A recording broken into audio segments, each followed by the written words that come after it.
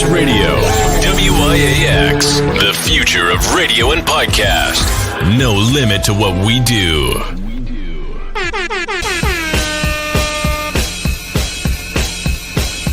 Jamel, celebrity vocal coach right here, and I am a part of Give It Life.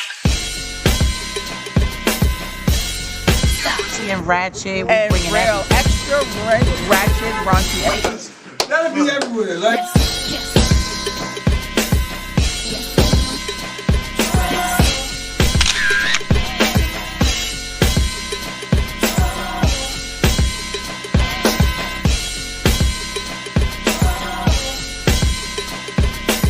What we got coming up?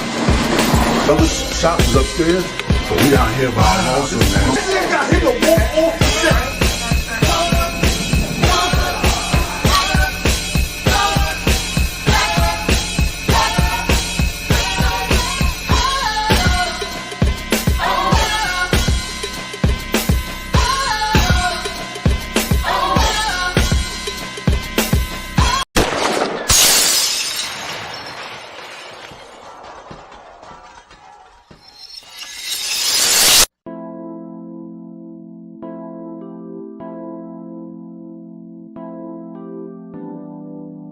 Phoenix, soul,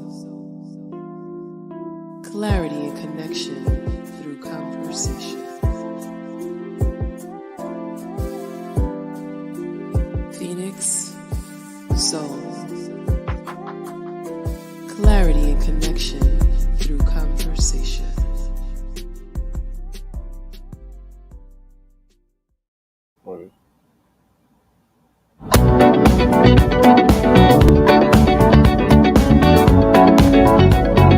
What's good? What's like good? The legend of the Phoenix. What's going on? All right, this is Thursday. You're listening to Phoenix Soul Clarity Connection through Conversation. I am Yaz HURSTON, and you are tuning in. Today is Monday, January 30th. We're going to have an incredible show today. But I would be remiss if I didn't acknowledge what you're listening to us on. You're listening to us on iAccess Radio, the future of radio and podcast. There is no limit to what we do. Big shout out to Al Williams in the studio right here. If you want to call us, you can call us at 347-708-0216. You know, I never remember this, so I have to say it again. 347-708-0216. And welcome to our show. No, we have been a little bit. We had a little break. I think everybody's been doing breaks, but we're back. We're going to be doing some remote shows. We're going to do some in-person shows. But I want to say I had an incredible holiday time period off. You know, we were doing a lot of different things. But I want to say it's really good to see you, TJD Spence. How's it going? Feel refreshed over the break myself, so glad to be Feeling back. refreshed over the break. Anything to share specifically? Just making more music, more lounge type music, my favorite. And we'll be looking forward to this year. I have a lot of gigs coming up throughout the summertime, springtime. Should be a busy year for me. Awesome. Okay. Well, that's what's up, DJ D Spence. Busy. Got things to do, but still finding time to be here with me and you today at Phoenix Soul. So today is, as we said, I guess Monday's the last Monday of the month of January. And we're bringing in a very special guest. All of our guests are special. But, you know, it's always important when you connect with somebody for years and then you're able to see the fruits of their labor. You're able to see the progress. You're able to see their success. And I'm one to say that I'm honored today to interview this young man here because I think I've watched him throughout his years and seeing where he is now and success. So let's get to the bio real quick and then we'll get to the person. Dr. Malik A. Small is a middle school principal in the community of East New York, Brooklyn, with over 15 years of experience in educational leadership, both in charter as well as district schools. He is also a member of the New York State Commission of African American History And Dr. Small is a passionate advocate for social justice, restorative practices, culturally responsive education, equity in schools, and empowering children, families, and communities to close both the opportunity gap as well as the exposure gap. Dr. Small is a public speaker and a frequent guest and panelist in forums that include Phoenix Soul Podcast, The Heather B Show, Raw Perspective, the Y Tribe Podcast, and the Selma B Show. Dr. Small is also a proud member of the Off School Grounds Coalition. He also sits as second vice president on the Mount Vernon Youth Borough Board and is a member of the Eagle Foundation BERC pilot design team for the Education Equity Action Plan. Dr. Small is currently working on several books and was recently published in the National Association of Secondary School Principals Journal. Lastly, Dr. Small is the CEO of the Acacia Consulting Group and Acacia Productions. Ladies and gentlemen, brothers and sisters, fam, welcome Dr. Malik Small. Clubbing in the club, white club, I'm fine. John Forte, Let's just make sure that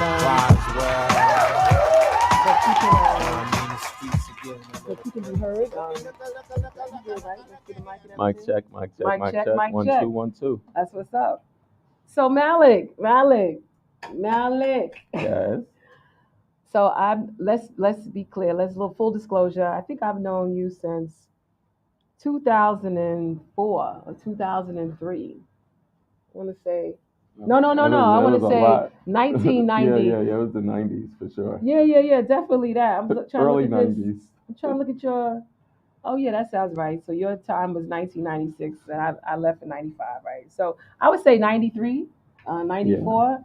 That's a long time. That's before like a lot of things were happening. I think I met you when we were kind of all trying to find our path at City College, at the City College CUNY. We were student government and protests. All of that. All kind of good times. Yeah. So why don't you tell me a little bit about your background or talk about what was going on in your life prior to becoming an educator?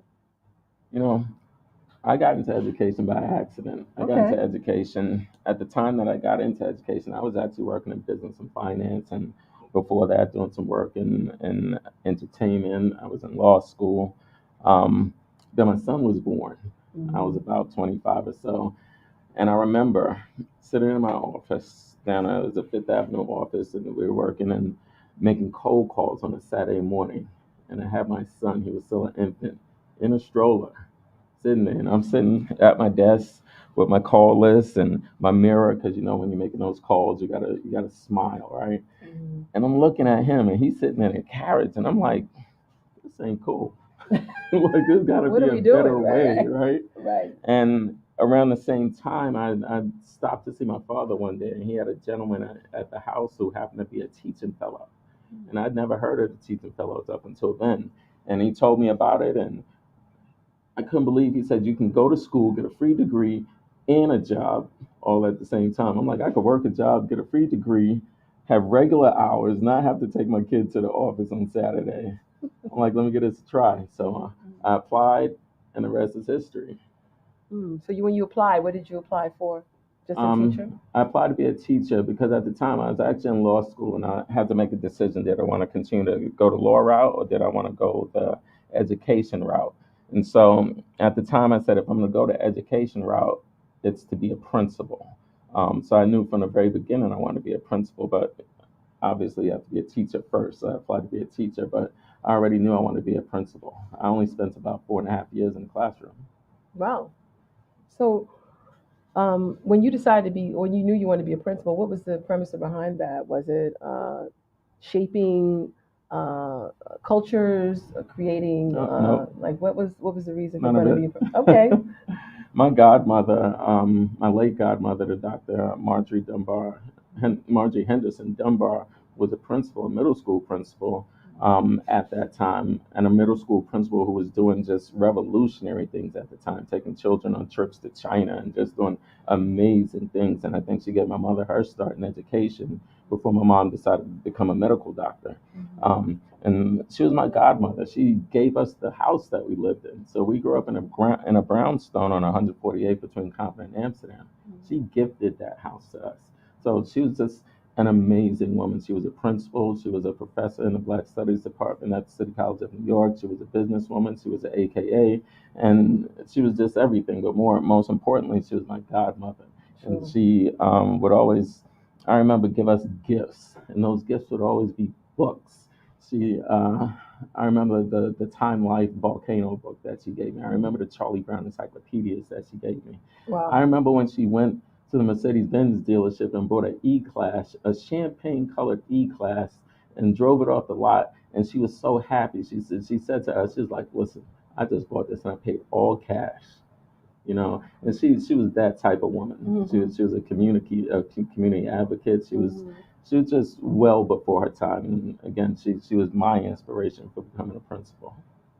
And so middle school, it's an interesting population, right? Because That's where all the magic is at. that's where. So explain that a little bit more. Why choose middle school as opposed to elementary or secondary?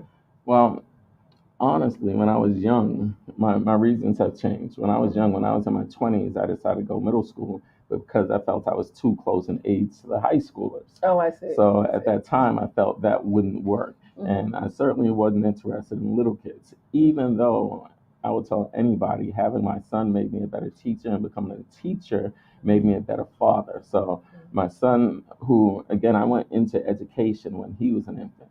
So it was kind of, learning all of these fantastic things all at the same time, how to be a father, how to be a teacher. But again, later, I decided to stay in middle school because I learned that middle school is really where it's at. A lot of people really think, when they think about children who drop out of school, they typically think they drop out of high school, but that's not true. They drop out physically in high school, but you've already lost them mentally, socially, spiritually, emotionally in middle school. And so if you can capture them in middle school and make them strong in middle school, then they have a fighting chance to go on and do great things. You have any examples or instances where you have seen uh, your presence needed for a middle school child, and then you came in and then you changed it all around?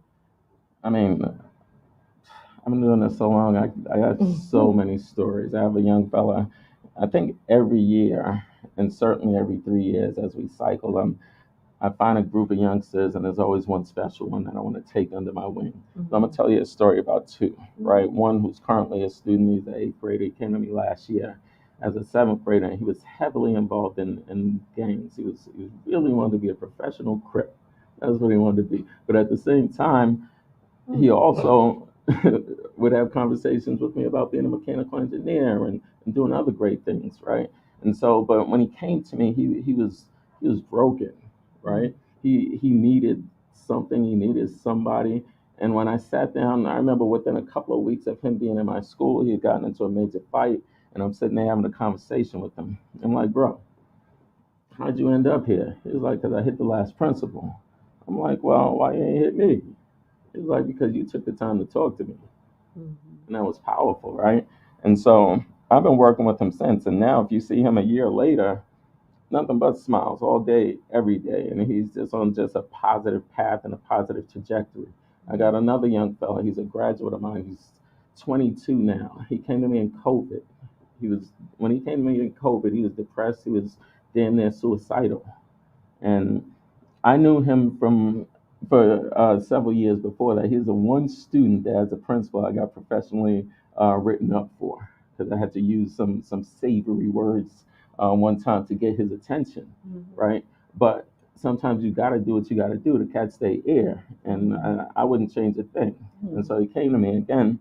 I took him under my wing. That was first year of COVID, so that's about 3 years ago. Again, broken. He was just experiencing so many of his friends were getting killed and getting murdered, and he really just was lost.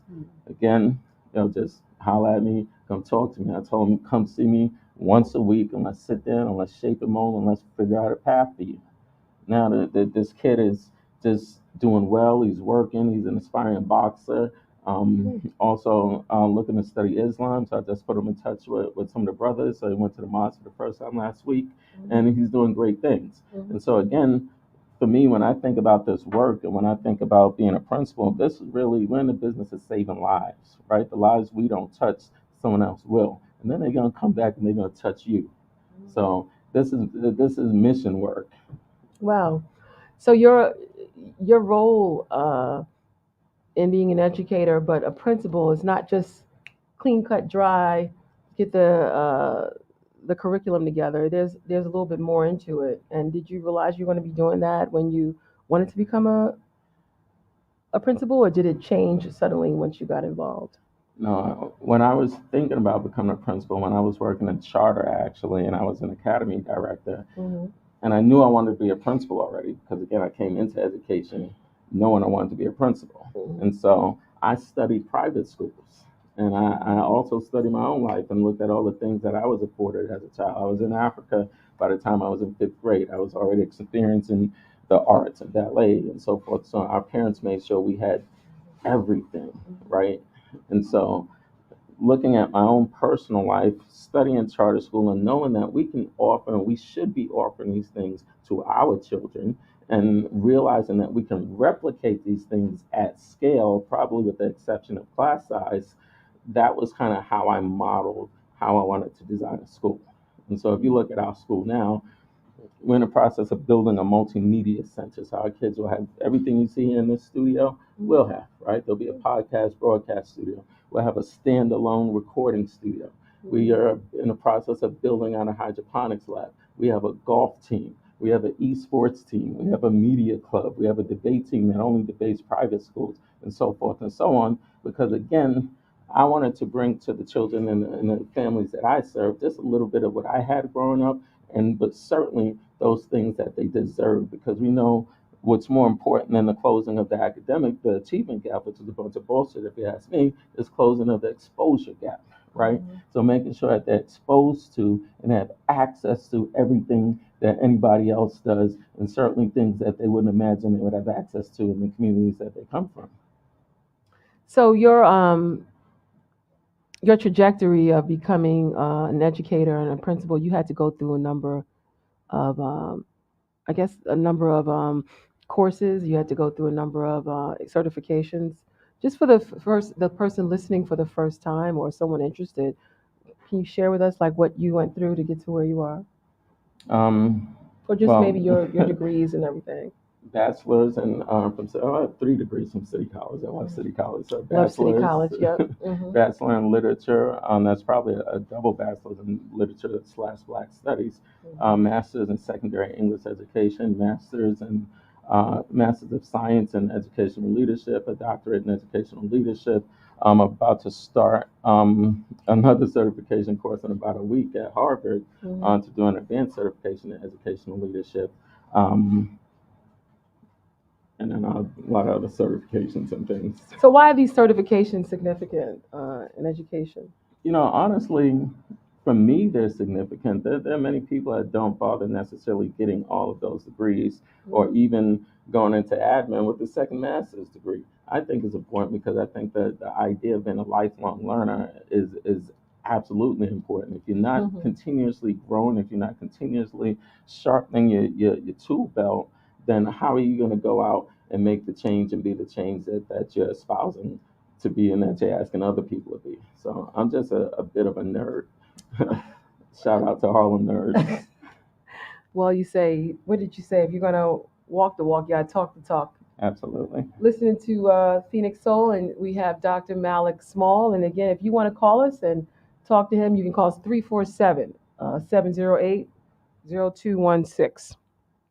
So you talked about, and I've seen this a lot in social media, you just joined a commission for New York State. As a matter of fact, it's the New York State Commission on African American History. And from what I've read, um, the commission is partnering with community-based organizations. This commission will bring New Yorkers together through events, cultural programming, scholarly research, and other activities that promote a greater understanding of the history and achievements of African Americans and people of African descent throughout the state. Why is this significant now, Malik, in 2023 to have this commission? First and foremost, I think it's important to acknowledge Governor Hochul for having, again, the foresight and the strength of character to use her executive power to empower this commission to work. It's a commission that prior to her using her executive power, it was just an idea. The first thing she did when she got into office was empower this commission to work. This commission is led by 15 commissioners. Me being one of those commissioners is led by Commissioner Dr. Lester Young and Dr. Hazel Dukes. So again, first and foremost, just to be in the company of just some of the greatest thought leaders, some of the greatest kind of warriors, particularly for our people, particularly in the area of civil liberties and education, is just humbling, and I'm just excited to be a part of that work. And again, we just started. We literally only had our inaugural meeting a few weeks ago, and our second meeting is coming up next week in Yonkers. But again, the idea of bringing New York State together, knowing first of all, New York State is a leader in the country, in the entire country, when it comes to education, when it comes to kind of progressive thought and ideas. And so to have a commission at this particular time where our people are continuing to, if you ask me, I think this is the best of times as well as the worst of times. We can look and see what's happening to our men and our women in the street, what's happening every time we run up against ill-prepared and ill kind of police officers who are not ready to do the job of policing. When you look in the news, because you can't just kind of keep that in policing, you got to look at the work of the judiciary, because if police are being held accountable, then I certainly think that we'd see a kind of a curbing of what's going on. So again, when I say the best of times, the worst of times, even with all of those things going on, our people are doing great things across this country, right? And so the work of this commission really is to change the narrative, right? Because the problem isn't that we're doing great things, right? The problem is that there's an inequity when it comes to telling our story. There's an inequity when we see how we're portrayed in the media and on the news and in the movies and on television. And so part of the work of the commission is to bring equity to our story so that we can look at ourselves and not define ourselves by the worst of us, but define ourselves by the best of us, recognizing that there are parts of our community that need our help. But again, we should be defined by the best of us, defined by the best of our experiences, defined by the best of what we were able to bring to this city and to this state and to this country. And that's some of what the work of the commission will be doing. Well, that sounds awesome and exciting. I heard what you said. This is the first, you're just starting. But is it your hopes that you play a role to educate more people about the commission? I mean, you've certainly done that a lot with just your presence, but we really haven't heard a lot about it, just generally. And so how can we support the efforts of the commission as you move forward? Would you be able to share that? Well, I wouldn't be able to share because I'm not sure yet. But I will certainly keep you in the loop. I know we have a meeting next week, and then as a commission, we'll be at caucus in a couple of weeks. And I think when we get to caucus, that's where we'll really begin to flesh out and what our kind of work metric is and some of the specifics that we're going to be looking to, kind of specific areas we'll be looking to impact. But again, I'll certainly keep you updated as I know and as we as a commission begin to shape and mold the specifics around what the work will be. I'll certainly keep you updated with that. So do you know what it is that you'd like to get out of it? Yes, I'd like to impact specifically policy around state standards governing African American history in schools. So for me, I've been teaching African American history in schools since I've been in schools. So the problem is certainly not that there aren't curriculum available. There are many curriculum out there dealing with our history and dealing with it in a great way. That isn't the problem. For me, when I look at it, the problem is twofold. Number one, there's no accountability measures by way of state standards to govern how we implement African American history in schools, number one. And number two, there's no pipeline to educate teachers so that they're prepared to teach it when they have that curriculum in their hands. So again, the problem isn't that there isn't curriculum. There's all kind of curriculum. The problem is that there isn't accountability and that there isn't preparation at the university levels for teachers coming into the system to be able to teach this curriculum. And so those are two things I'm certainly going to advocate for. Right. And so this commission can actually have oversight over that? I don't think oversight would necessarily be the word, but I certainly think influence on the conversation. Influential methods. I certainly think that I was giving you more. We'll have some influence on the conversation. I was giving you more, giving you oversight. But no, that's excellent. And so to also be around the other commissioners and to sit at their feet, I guess, is also pretty awesome too. Absolutely. But this has not been anything new to you. You certainly grew up in a home where folks that we would normally probably think would not be easily attainable or easily speak. They've been in your house and stuff like that. Absolutely. I've had the distinct privilege of being in the audience of so many of the greatest people on earth, and many in my home, whether it be Milana Karenga, whether it be Winnie Mandela, whether having the opportunity to sit in the audience of and hear Bill Gates speak, or just Dr. Clark and Dr. Ben and Dr. Scobie and Dr. Jeffries and Dr. Small. Again, I'm very privileged to have been in a household of educators who are committed to telling our story, who are committed to uplifting our people, who are committed to ensuring that they left this world in a better place than they met it. And I'm just very fortunate to be the son of Professor James Small, to be the son of Dr. Carol Small.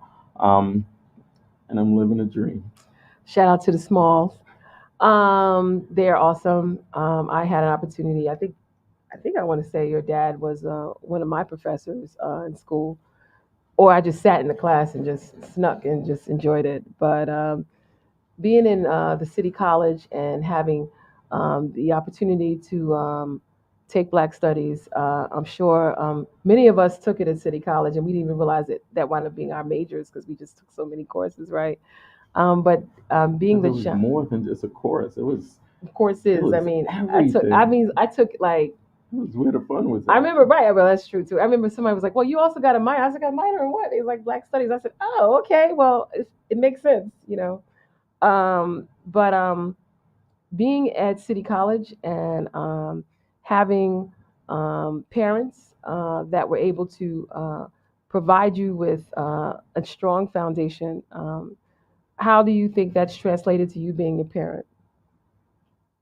Number one, I'm fortunate every day to still have my parents, and I'm fortunate to have them at this age. But I'm more fortunate that I can sit with my dad and not just have father-son conversation, but colleague-to-colleague conversation. It has to be I mean, awesome. for me, that's everything. I tell my mom, and I speak to my parents frequently. We literally live 4 minutes away, so that I'm fortunate about that. But again, I still wake up every day, and I told my mom just the other day, and I hope it doesn't sound goofy. I still look to make my parents proud every day, and I'm glad that I have the opportunity every day to go out and do that, and to have that be my guiding light. When I speak to my wife, I speak to her about the work because she's like, you got to find balance. I'm like, babe, you got to understand, this work I get it honest, like it's in my genes. I am my father's son. I am my great grandfather's great grandson. This is the family business. Fighting for our people is the family business. It's what we do. And so you got to understand that this is our life. And, as a father of a youngster, and he's not a youngster, he's 22, the truth of the matter is you take as much as you can from your parents, but there really is no kind of book on how to do it. And, me being a father of one, I only have one chance to get it right, so, and I'm still working on it. Yeah, every day it's new. Yeah. I think I'm an expert in many areas. I do not think I'm an expert in the area of being a father, and I'm working on it. So. Well, that's really cool. What made you realize that, I mean, I think you growing because you said when you were learning to become a teacher, it was help shaping you to become a better father. Like what made you realize that? It's just, you know, life is what happens when life is happening, right? Mm-hmm. And no matter how much you think you know or about what you're doing, it really is every day is just another opportunity to learn, another opportunity to do better, another opportunity to get it right. And I don't ever profess to have the answer. You know, I just wake up and give it my best every day as a father, as a friend, as a husband, as a son. And, you know, I just wake up and hope that I'm doing a decent job every day. As a parent, I was talking to a couple of other parents, and we recognize there's this time period where we call it where the extraterrestrial aliens come and take our children away, and then leave us with some kid that we don't know, and then they come back. Our children come back, and then they want to be becoming like one of our best friends. Have you reached that with your son? No. Well, come back, hurry up and come back. But we are working on it every day. Every day trying to get That's a little hilarious. better. No, You know? Well, they do come back. I just want to let you know they come back. My mom, who's an adolescent pediatrician, says technically they're insane until they reach a certain age. It's true. Yeah, he didn't get to that age yet. We're working on it. Okay, well, You they know. come back and then they say you were right. But I gotta believe They because tell you were right and all that. I never thought I would be sitting here today. You know, I grew up in Harlem during the 80s and 90s during the crack era. You know, it was just what it was. I'm fortunate to still be sitting here. So I'm happy every day. I wake up every morning. Hey God, thank you. Good looking. I find it interesting, again, going back to you being a parent and raising our children today versus when we were growing up, um, Different. and how I don't know if they think it's rough coming in Harlem now, but Oh my do you gosh. often share do you often share how life was? I don't know if it's harder or easier because it's kind of rough now too. You know, It is not what it was. I don't know the social media stuff, and then like it was not how it was, but I also thought that we kind of battled it differently, right? And so like how do you and you're a principal, so you see this on a larger scale. Like, what do you think is the difference now versus when we were growing up Well, I know for what the young difference people? is. When we grew up, we had channel 257, 9, 11, And that's it. sometime 31, and Sometimes sometime 13. that's And we true, had to get up to change the channel. right? With That rabbit was the biggest antennas, difference. So yes. the difference was we had to believe what our parents told us. There was nothing else out there. It Makes was what they sense. said. It wasn't nothing else. Now, these kids say they have so much information, unfiltered information come their way. And we had our parents to filter through that little bit of information, and I think that's what made us successful. When I would sit with my dad and we'd watch TV, it was always watching while he was giving a critical analysis of the show at the same time, right? Um, I think that's one of the biggest differences, just the sheer amount of information that they have access to that we didn't. And we all know that information for information's sake can be good or it can be bad because it's what you do with the information and how you let it impact you. And I think that's one of the biggest differences. Kids being impressionable these days, I find that you got to kind of double down and give them information, but you have to find a way to let them know that you actually know what you're talking about. And sometimes it's with third party validators, right? And other times it's just having dialogue. I found that many people that I know that have gone into the education field, they are very patient people. Do you find yourself a patient person? Yes, with children. And I'm working on becoming more patient with adults. Okay, okay. But no, But that's interesting because you have a staff. I know. And I love them. I have the best staff in New York It's the City. I right tell thing them to every say, single right? day. Yeah. No, but honestly, I learned a lot coming out of COVID. Last year, when we first came out of COVID, I thought it was the children that were impacted, and we poured so much into children and didn't pour the same amount into the adults, and it was the adults that needed it more. The adults meaning the teachers? The adults, right, the teachers, the people Staffing. directly in front of children. And so this year's commitment was to create a space of mindfulness, a space every single day, every single meeting where we're pouring into staff and building them and creating spaces for them to be emotionally okay and psychologically okay. And in doing so, I think we've transformed the school this year. It's an entirely different dynamic. But children, I've never had an issue with. I think I'm the kid whisperer, and I'm working on my own son. But me and the kids, we get along like just great. And my mission has always been with the kids. I want them to be more like me than they want to be like the dope boy. So they see me, I'm fresh. They see what I'm dropping, and that's fresh. They see how I talk, and they feel that. And I want them to be more like me and want to be more like me than they want to be like the dope boy. And so I'm able to just really kick it with them in a real way and develop real relationships with them every single day. And I can't believe they pay me for it. Wow, that must be nice. Don't say fresh though anymore. We don't say fresh. I do. Oh, you do.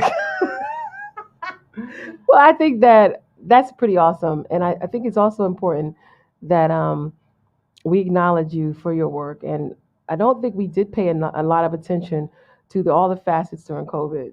And so, first of all, thank you if you had a school during COVID and you had to go through that. I love for you to share with us like what that process was like. Did you lose any? How were you getting the kids back?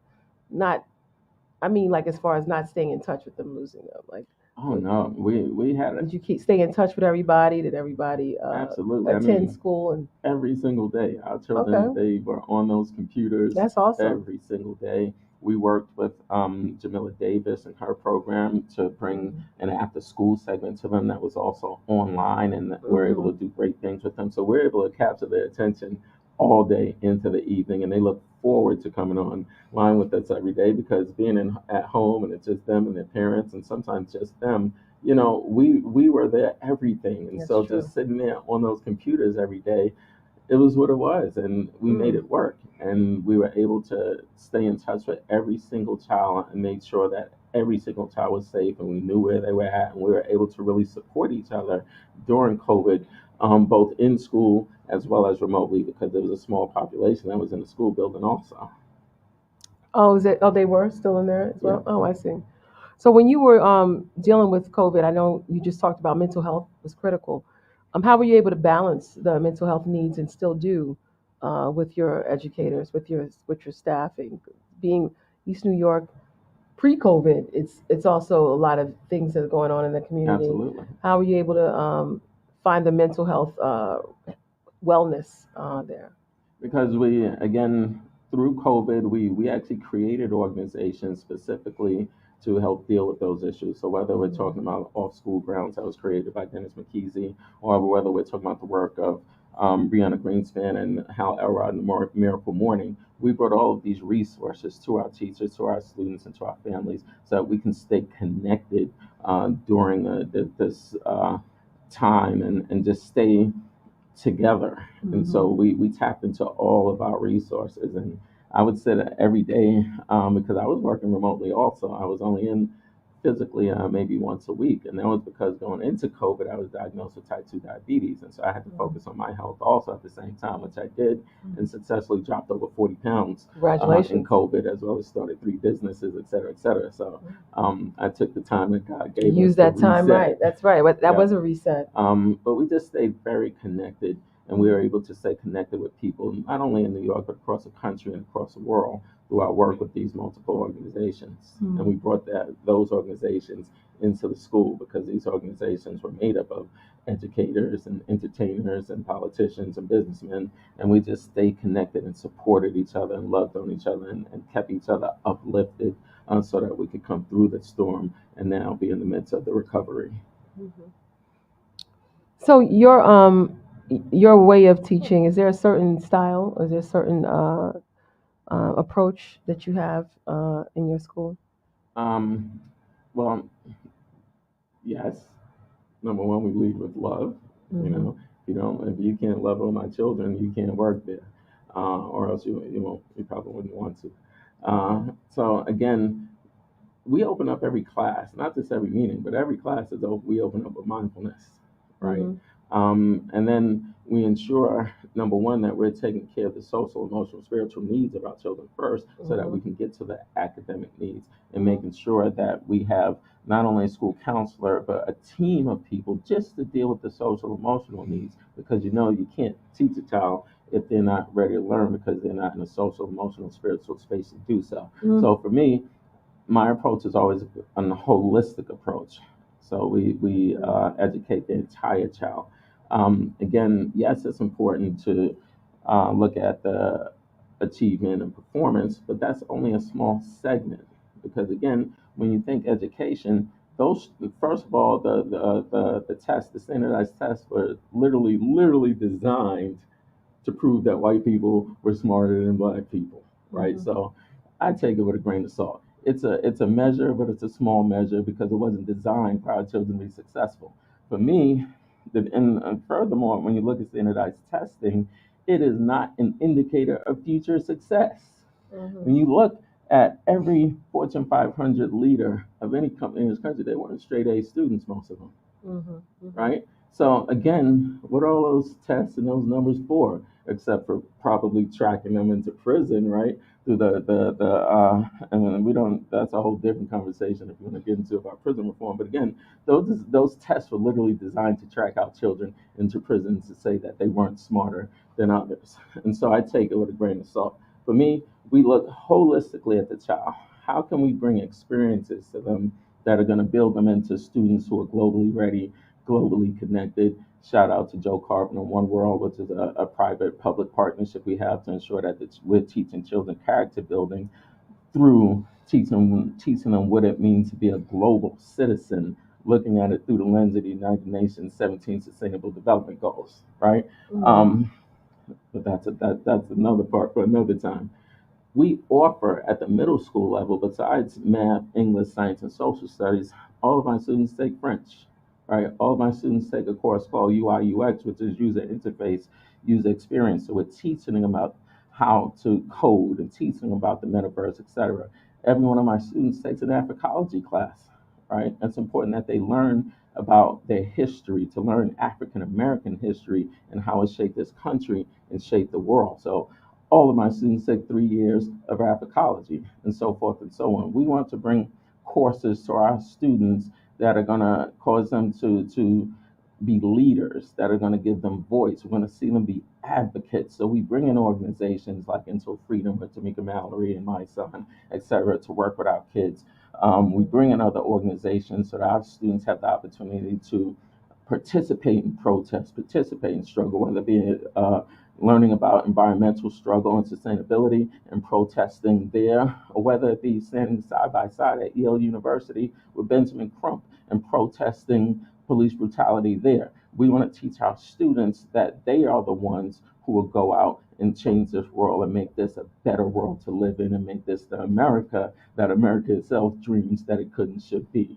Sure. So, how is that received with all of the rigor, all of the things that you're putting into the young people? How do you see that? How do you feel that's being received? At the end of the day, my major measure is happy children. If the children are happy, we're off to a good start. Can we do more work around math and English scores?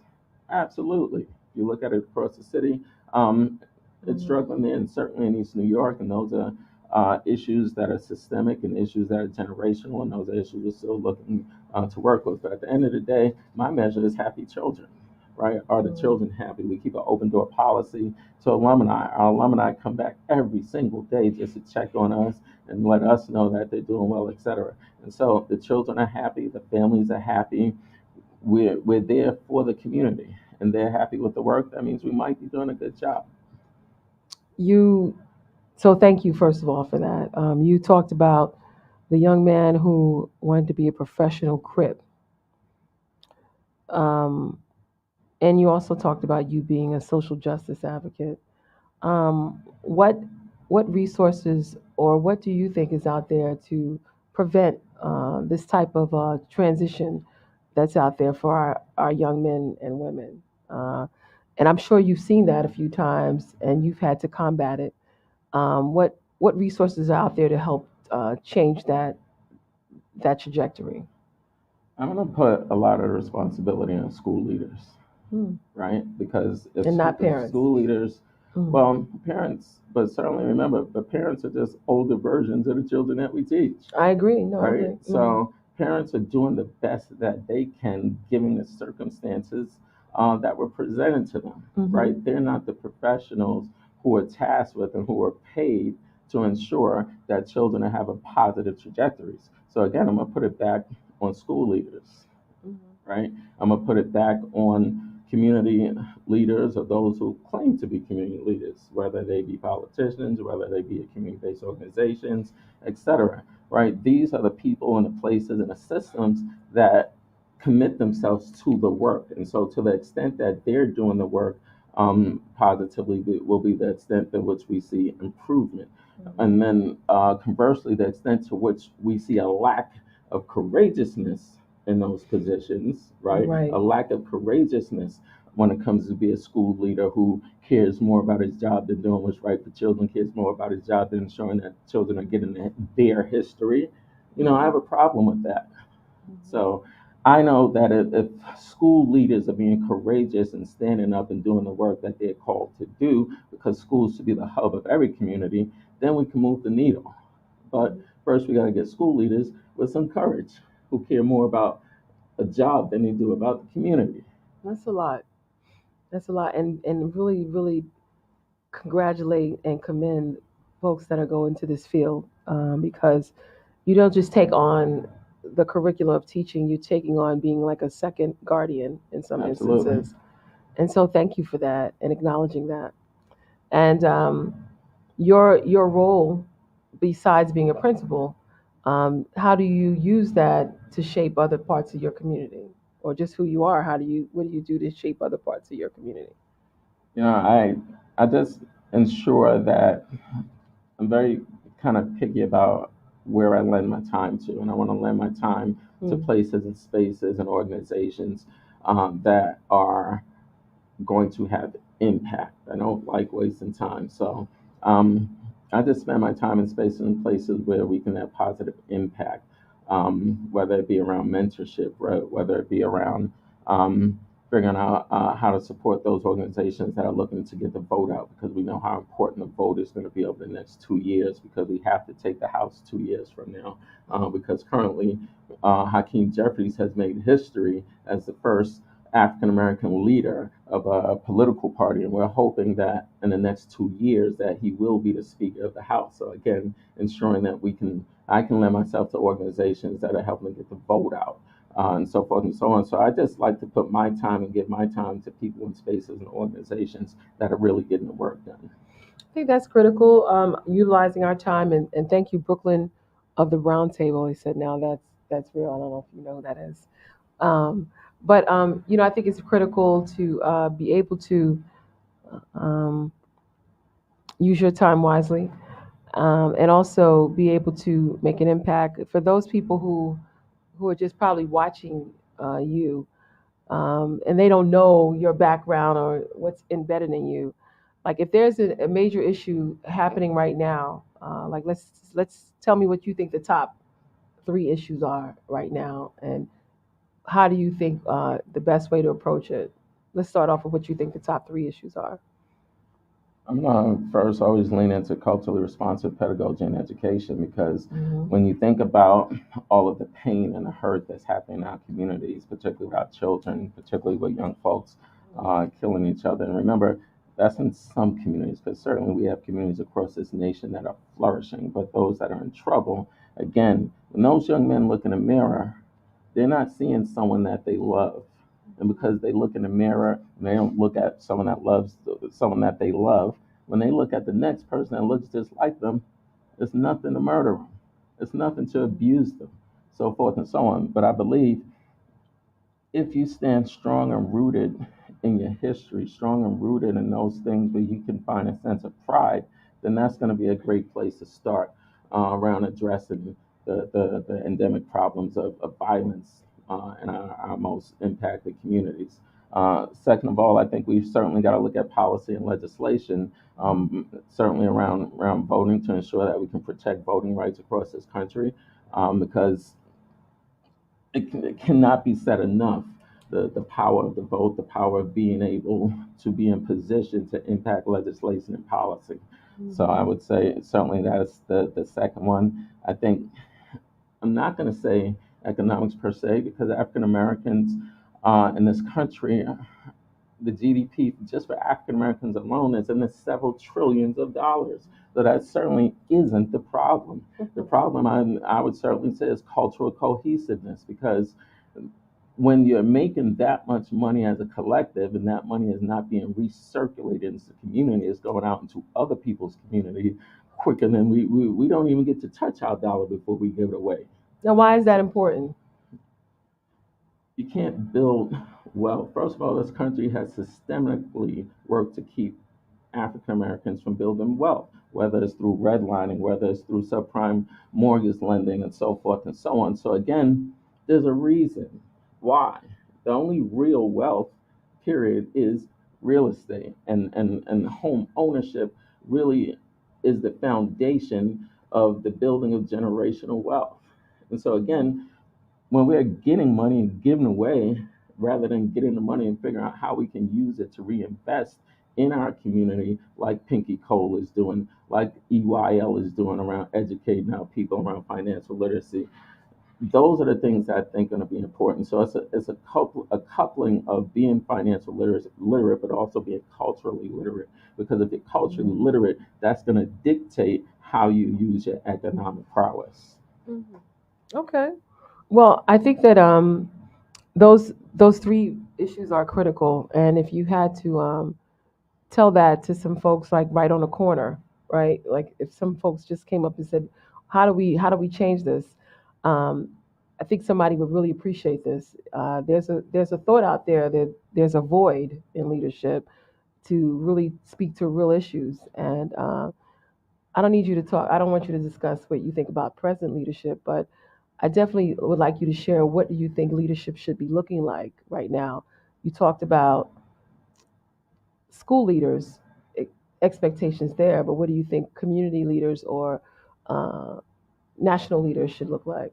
I think number one, we have to learn from history. There isn't one prescription for what and who a leader should be, particularly when it comes to our country, to our people, right? When we look at Malcolm and we look at Martin, when we look at Booker and we look at Du Bois, we got to learn from history. There isn't one particular angle. There are many particular angles and many ways we're going to need to approach this. We're going to need every Du Bois as well as every Booker T. We're going to need every Malcolm as well as every Martin.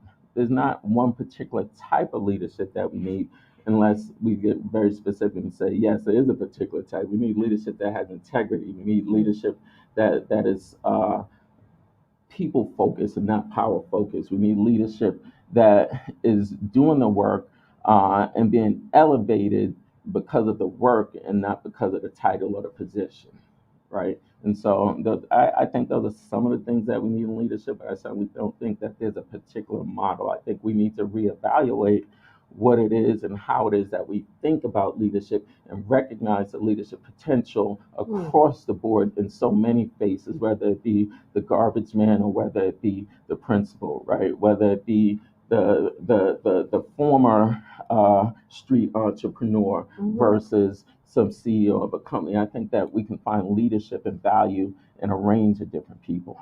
It's definitely transferable. Absolutely. So I think that this is an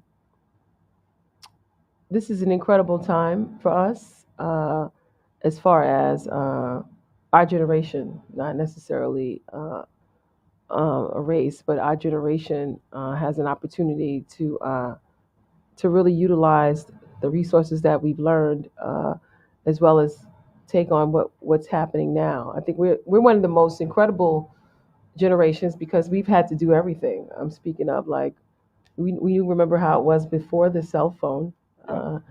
And we were also learning how to incorporate in today's technology, right? Um, how do you see yourself and in the future, utilizing technology, but understanding old school tactics in your next level of being Dr. Small. Right. I think we'd be foolish not to recognize that we are in a dying technocrat age, and we're moving strongly into an age of technology. And those of us that don't take the time to educate ourselves around it and get to understand what some of this emerging tech is do so at their own demise. I think that we have to use the tools that our children are using. We have to use social media to be able to continue to shape our children and shape their minds and shape their futures. And so we have to tap into all of these platforms, whether it be the metaverse, whether it be NFTs, whether it be Web3, whether it be AV, whether it be all of these things. We have to tap into it because we have to meet our children where they're at, and we have to meet the world where it's going in order to truly have a stake in it. Yeah. Well, this has been incredible. For those that are listening to you and they're trying to decide how they can become a better leader in their community, what words would you have to say to them? I would say be reflective, get to know yourself because true leaders are reflective. True leaders look to master themselves before they look to have impact on anyone else. Be reflective, get to know yourself. That's very important. And be intentional. Be intentional. Awesome.